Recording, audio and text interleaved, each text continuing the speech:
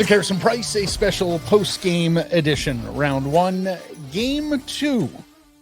Nashville Predators 4, Vancouver Canucks 1. They even this best-of-7 series with a victory at Rogers Arena. Matt Sekeres alongside Blake Price, Grady Sass, hitting switches, conducting things. And as always, this show presentation of Applewood Auto Group. You want to make yourself feel better, folks? Head to Applewood Infinity at the Richmond Auto Mall and take the Q50 for a test drive. The 2024s are in with lease rates from 1.99% for 24 months and non-stack cash of $4,000 on all trims. Head to the Richmond Auto Mall. Applewood Infinity Richmond. It's all good at Applewood. Well, Blake, we knew the Vancouver Canucks were going to be in it in this game, minus starting goaltender Thatcher Demko, who sounds very much like he's going to miss this series and perhaps even more with this left knee injury that cropped up in game 1. We didn't know they would be without Tyler Myers. He's a scratch in this hockey game. So a couple of the guys who really shone in game 1 did not play for the Vancouver Canucks, already dipping into the depth and at critical positions, goaltender and right side defenseman. First and foremost, what did you make of Casey DeSmith, who gives up a goal on the very first shots to ex-Canuck Anthony Beauvillier, and he's becoming a story in this series? And what did you make of the effort minus big Tyler Myers? Well, unfortunately, we have to talk about two guys coming in for the two injured players that are front and center of the storylines here. Noah Juulsen ends up as a -1. He takes 2 penalties in the game. Critical, not in that they gave up power play goals, but certainly took away moments. Every minute that the Canucks had on the ice was a minute where they theoretically could have got a shot on goal and could have scored, and Noah Juulsen took them off for 4 minutes of that action. So that's critical, and obviously Casey DeSmith will probably want 1 or 2 of the goals back. You wonder if that deflection in the opening moments of the game that puts them up 1-0. If that happens a little bit later when he's a little bit more into the game, if he's able to read it a little bit more, but he's thrust into the moment, they're chanting his name, he might be a little distracted, a little bit nervous, and all of a sudden he's down a goal. So, those are storylines. Demko and Myers are out. The two guys that replaced them, you can point to some pretty critical things that went wrong there. Just tragic for DeSmith. They're chanting his name and he gives up that goal. He overcommits a little bit. I'm with you. I thought he got better as the game went along. I thought Juulsen got better as the game went along. He certainly laid the body a couple of times. But two big storylines, Blake, that are emerging now in this series. One is the Vancouver Canucks' inability to get the puck on net. 39 shots through 2 games in this series. And the attempts missed and the attempts blocked tonight, absolutely staggering. 34 attempts blocked by the Nashville Predators. Conversely, Vancouver blocks just 8 shots in this game. And 34 attempts blocked, 32 shots missed the net this evening from the Vancouver Canucks. Elias Pettersson, 7 shots blocked, 2 missed shots. He does not register a shot on goal.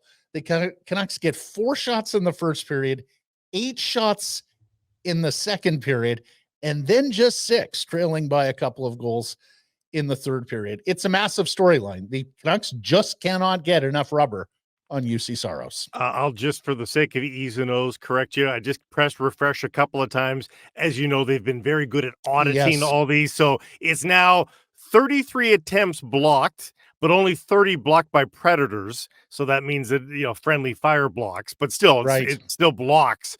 And then 33 have now missed the net entirely to update you. So good on them. They've got Price Waterhouse or somebody doing the auditing of the shots, but the storyline is nonetheless the same, Matt. It's truly unbelievable. Now we saw a game go this way the night previous with the Hurricanes doing this to the Islanders, down 3-0 in the third, and then the most improbable comebacks leads them to a 5-3 regulation victory. And so that's in the back of my head going, I'm sorry, I don't see the hockey gods giving us 2 of those on back-to-back nights in the National Hockey League. So I didn't have a whole lot of hope that regression would be there in the micro. You have to hope, Matt, that it's just going to be there in the macro, that over the course of 7 games, they're credited with 30 on the nose now. Again, Predator player blocks in this game. I'm sorry, if you are blocking 30 shots per game, you're losing a player per game the rest of this series. You just can't do that without ankle and whatever foot injuries happening along the way. You're not going to escape unscathed. And I'm sure that Andrew Renn is not going to tell those guys to stop it. But if that's your way of playing defense, if that's your primary mode of defense, it will come back to haunt the Nashville Predators. The Canuck luck in this one, and we joke about Canuck luck, and it certainly played a mysterious role in this game with the injuries and all that. But again, macro now back to micro Canuck luck. How many times did pucks jump over the stick? How many times was a pass intended for a player and it just inexplicably got through that player off of posts, off of Pettersson's skate? Like you write a more Canucky tale of woe than that game today. It was ridiculous. And if you play that game again, Matt, there's no chance it's a 4-1 final with an empty netter. Yeah. It's a closer game, or it's a Canuck win at the very least. Don't have the final stats just yet, but the Canucks double up the Predators in offensive zone possession time. It is 84 shot attempts to 36 in this hockey game in favor of the Vancouver Canucks. What do you do with that? What do you do with that? But Blake, we have to talk about Elias Pettersson. Yes. Because he comes out of the gate shooting the puck tonight. 3 or 4 shots in the first period, all of them blocked. And then he starts deferring and looking pass and only pass. Have no idea why he thought that saucer pass to Connor Garland was the correct play in the first period. Very Henrik Sedin of him. And then missing the wide open cage later in the period, the dying minute of the period. Unbelievable. That's part of what I'm talking about. On the power play. Yeah. And so you've got a situation. He throws his head to the heavens, looks up, the frustration, the body language says it all. This is not only a snake-bitten player, but a guy who is playing with very little confidence right now, and particularly when shooting the puck. And we've seen this here for some time with Pettersson, and I think that's part and parcel why Rick Tocchet said after game one, hey, I've got to do a better job. I've got to coach him up a little bit. He's trying to take the heat off Petey, but it's clear we're looking at a Vancouver Canucks would-be superstar who is just at the bottom of the barrel when it comes to confidence with the puck on his stick right now. And it's led to other mistakes too. He's a -3 in the game. The giveaway as he's throwing it to open ice there that allows the Predators re-entry. And they move the other way and score the third goal. His stat line is ridiculous. No shots on goal. 7 shots of his are blocked. 2 of them miss the net. I mean, I have no words for it. Like it's just preposterous. And I think it was a sandwich case. I think he started okay, as you said, and got frustrated, then deferred. And then again, come the third, I think he started to shoot the puck a little bit more again, but more of the same snake-bitten bad luck. And so you're just left to say, try to fight through it, I guess. And look, a couple of the heroes from game one join Elias Pettersson on the wrong side of the dash. Quinn Hughes was -2. Weird night for him. Losing his edge in this game. Like 2 or 3 times, he just falls down. I thought Quinn's edge work was the thing, but his skates needed some sharpening. The first goal, he blows it tire twice because Quinn Hughes falls down and allows the Predators to gain possession. Dakota Joshua, until the third period, supremely quiet. He's throwing the body around, but he's doing nothing offensively alongside Elias Lindholm, who's also a -2. Philip Roenick is -2 in this hockey game as well. As his back to Joshua, there's another empty net for Joshua. He's got his stick behind him. He just doesn't have the time to get his stick onto the forehand to tuck that puck in again. Like the near, and I'm going to use the soccer term, half chances, because a lot of them didn't even end up as chances. Like that's not even a real chance because he never got the puck touching his stick. That's a half chance. I mean, they had 4 billion unofficial half chances in this hockey game. Well, and especially Dakota Joshua, what did he prove to us this year? He has got incredible mitts in tight areas. And that's a play that he scores on the large majority of the time in the regular season, but he just can't tuck it past Saros, and he tucks it into the post, which really says it all about the Canucks. It was absolutely the poster moment for a team that just could not put the puck on net this evening, no matter how hard they tried. The other storyline that's coming into focus here, partner. 0 for 4 in the game on the power play, 0 for 6 in the series on the power play, and of course, continuing their struggles on that unit from post All-Star break. It's now getting pronounced. We said early today when the news that Demko broke, there's an easy catch-all solution to this. Have a power play that works, because if you plan on letting in, and this would be drastic, an extra goal per game, let's say, because it's Smith and not Demko, then score the extra goal via the power play. You haven't been leaning on it. You haven't been needing it too much. If they could just get the power play warm, not off and on, warm, like kind of dependable, 1 goal per game. You know, again, the momentum in this game shifts drastically, and I think they suffer a different fate, perhaps. So, yeah, the power play is a huge issue. Moments tonight where it looked okay, but not enough of those moments. Yeah. And again, more of that fumbling of the puck that robbed them of other good chances on the man advantage. Let's go down some good news in this hockey game for the Canucks and their fans. Nikita Zadorov scores a goal, and was he the best Canuck tonight, Blake? He was very good, tracking back defensively on a possible odd man rush. Just again uses that reach wingspan. Yeah, take a bow. It taps the puck out. Like he was wonderful. He was really, really good. It's back-to-back games. I had sort of wondered. I said to you, Zadorov's either a boom or a bust in these playoffs. He's either going to take stupid penalties and make bad decisions and cost the Canucks, or he's going to be this guy. And I wasn't sure which one it was going to be, so I'm not going to take credit for predicting it, but I kind of thought it'd be one or the other, and he is tremendous right now. It's just great. Zadorov from Cole and Di Giuseppe, the lone goal for the Vancouver Canucks. Which brings up the stars, Matt. Like, yeah, and look, Besser and Miller had their Miller had their moments again, but we're through 2 games here with a lot of chances and not a goal to show for it. The conversion rate very low for that top line. Besser right in the last few minutes. Besser right off the draw, there, right there. It's absolutely right there. Right there. Look, the other good news here is, okay, you've given the Nashville Predators home ice advantage now, but it's 1 game. You've got your backup goaltender who played in just his 2nd postseason game this evening. You've gotten that out of the way for him. We agree that I think he looked better as the game went along, right?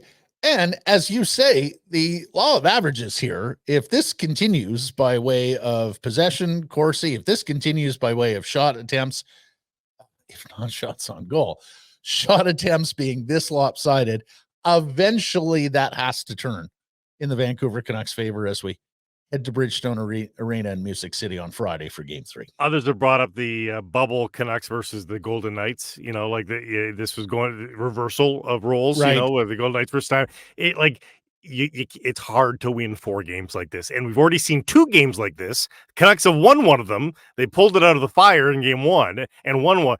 You know, the Preds didn't just employ this to take home ice. Both games were like this.